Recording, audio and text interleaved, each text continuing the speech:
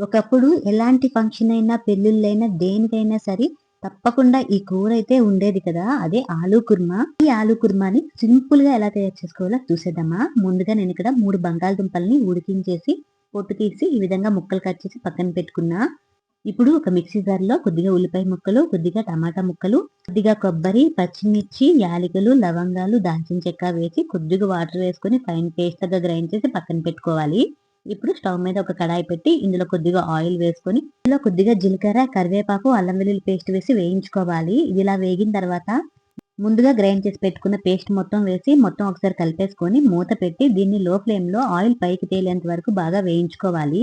ఇది ఇలా వేగిన తర్వాత ఇందులో ఉప్పు, పసుపు, కారం, ధనియా పౌడర్, జీరా పౌడర్ వేసి మొత్తం ఒకసారి కలిపేసుకొని ఇందులో ఒక కప్పు వరకు పచ్చి బఠానీ వేసి మొత్తం కలుపుకొని మూత పెట్టి ఒక 5 నిమిషాలు దీన్ని ఉడికించుకోవాలి. ఇది ఇలా ఉడికిన తర్వాత ముందుగా ఉడకబెట్టుకున్న బంగాళదుంప ముక్కలు వేసి ఇందులో ఒక గ్లాస్ వరకు వాటర్ వేసి మొత్తం కలిపేసుకొని మూత పెట్టి కూర అనేది దగ్గర పడేంత వరకు దీన్ని ఉడికించుకోవాలి. కూర అనేది దగ్గర పడిన తర్వాత చివరిగా ఇందులో కస్తూరి మేతి, గరం మసాలా, కొత్తిమీర వేసి మొత్తం కలిపేసుకొని స్టవ్ ఆఫ్ చేసుకుంటే ఎంతో టేస్టీగా ఉండే ఆలు కుర్మా అయితే రెడీ అయినట్టే. దీన్ని మనం చపాతీతో గాని, పూరితో గాని, అన్నంతో గాని దేనితో అయినా కలిపి తింటే చాలా బావుంటుంది.